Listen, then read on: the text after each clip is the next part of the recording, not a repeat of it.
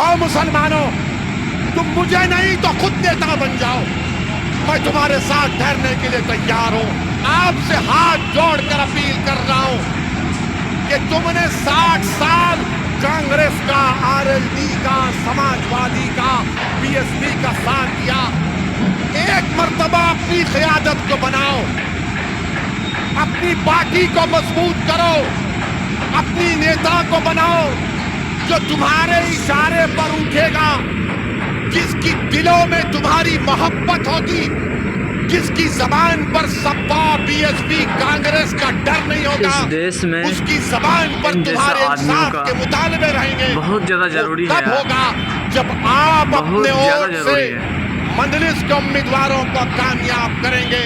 मगर मेरी इस बात को याद रखो, सुन के ना मेरी इस बात को याद रखो कि कहीं 60 साल के बाद सपोर्ट कोई एक और दीवाना आकर सपोर्ट करो। मेरी जबान में इन आने वाले बच्चों से ना कह दे जो कल बूढ़े हो जाएंगे कि तुमको तुम्हारा हिस्सा नहीं मिला। हिस्सा उसी वक्त मिलेगा जब आप उठ खड़े होंगे, सियासी क़यादत बनाएंगे, अपने वोट से अपनी पार्टी को कामयाब करेंगे। जिस तरह ठाकुरों ने योगी को मान लिया, जिस तरह पिछड़ा वर्ग ने मोदी को अपना लिया, जिस तरह दलितों ने आज बहन जी और चंद्रशेखर आजाद को अपना नेता मानते हैं। आओ मुसलमानों, तुम मुझे नहीं तो खुद नेता बन जाओ। मैं तुम्हारे साथ ठहरने के लिए तैयार हूं। कब तक हम सिस्कियां लेकर, कब तक हम इस गैर यकीनी कैफियत में अपनी जिंदगी को गुजारेंगे?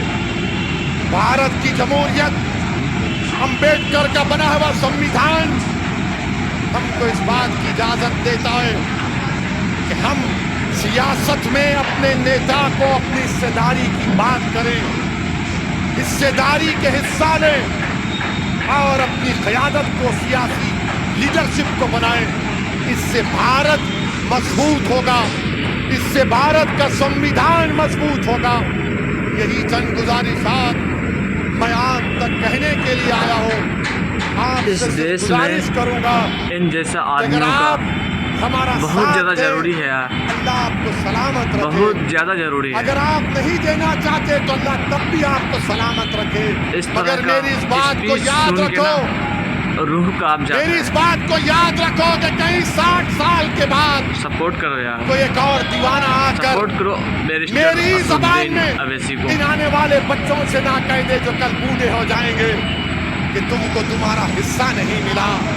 हिस्सा उसी वक्त मिलेगा जब आप उठ खड़े होंगे, सियासी क़यादत बनाएंगे, अपने वोट से अपनी पार्टी को कामयाब करेंगे।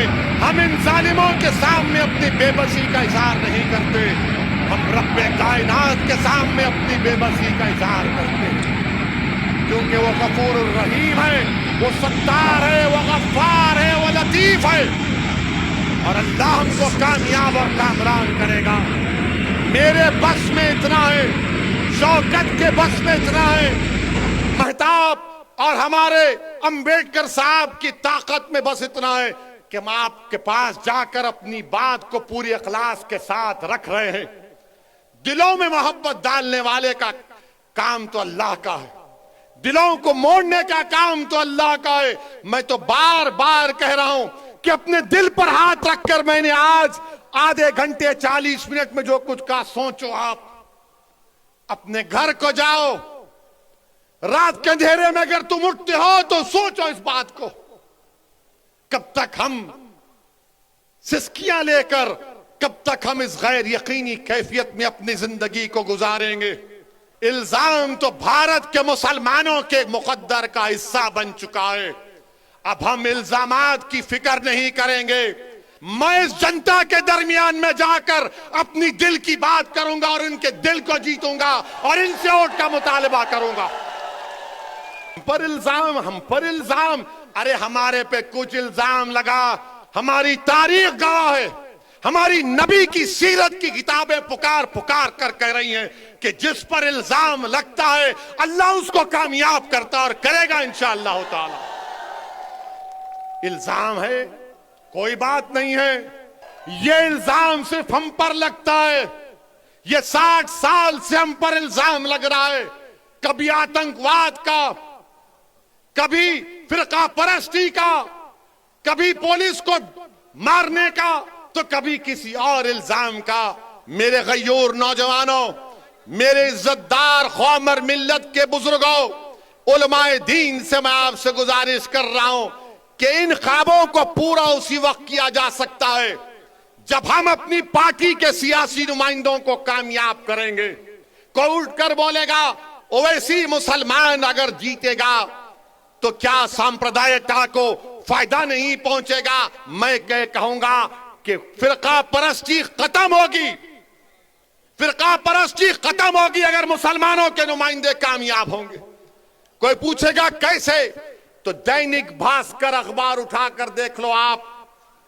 दैनिक भास्कर अखबार ने लिखा कि उत्तर प्रदेश में डीएम डिस्ट्रिक्ट कलेक्टर 28% ठाकुर हैं और ब्राह्मण समाज के हमारे भाई 22% हैं और 5% दलित और शेड्यूल्ड ट्राइब से। कितनी आबादी में हिस्सा होगा ठाकुरों का और हमारे ब्राह्मण भाइयों का? 15-16% के करीब होगा, मगर 50% डीएम उनके हैं, 50% डीएम उनके हैं। समाजवादी की सरकार हो, बीएसपी की सरकार हो या बीजेपी की सरकार हो, ठाकुर और ब्राह्मण विधानसभा में 25 से 27% नजर आएंगे और 19% मुसलमानों की हिस्सेदारी की मैं बात कर रहा हूं। नहीं, सांप्रदायिकता को फायदा मिलेगा, फिरका परस्ती बढ़ेगी। ये करेंगे तो बहुत अच्छा, ये दूध के नहले में हैं, ये बड़े पाकीज़ा हैं। और जब हम एक मजलूम कौम की इंसाफ की बात कर रहे हैं तो सब खामोश हो जाते हैं। मैं यहां पर हमारे हिंदू भाइयों से भी कहना चाह रहा हूं, असदुद्दीन ओवैसी और मजलिस किसी मजहब के खिलाफ ना थी, ना है, ना कभी रहेगी इंशाअल्लाह ताला। मैं यहां पर हमारे पिछड़े वर्ग के खास तौर से हिंदू भाइयों से कहना चाह रहा हूं, हमारे पिछड़े वर्ग के हिंदू भाइयों से कहना चाह रहा हूं, देश में मेरी बात को आप याद रखो। बहुत ज्यादा जरूरी है, आपको ठगा गया, बहुत ज्यादा जरूरी है। हिंदू एकता के नाम पर इस तरह का पिछड़े वर्ग के हिंदू भाइयों से कहना चाह रहा हूं, मेरी बहनों से कहना चाह रहा हूं, आपको ठगा गया हिंदू एकता के नाम पर। सपोर्ट करो। और आपको क्या मिला?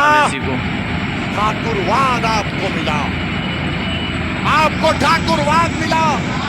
जिस तरह उत्तर प्रदेश के मुसलमानों को सेक्युलरिज्म के नाम पर, समाजवादी के नाम पर वोट दिया गया, तो हमको क्या मिला? हमको यादववाद मिला, आपको ठाकुरवाद मिला। आओ मेरे पिछड़े वर्ग के हिंदू भाइयों, मैं तुम्हारे साथ काम करने के लिए तैयार हूं, मैं तुम्हारे साथ ठहर कर तुम्हारी लड़ाई लड़ने के लिए तैयार हूं। मैं हमारे दलित भाइयों से कह रहा हूं, मैं हमारे दलित भाइयों से कह रहा हूं, अगर आपको यह शिकायत है कि बीएसपी आपकी बात नहीं कर रही है, तो असदुद्दीन ओवैसी तुम्हारी बात करने तैयार है, तुम्हारे खिलाफ इंसाफ का मुतालबा करने के लिए तैयार है।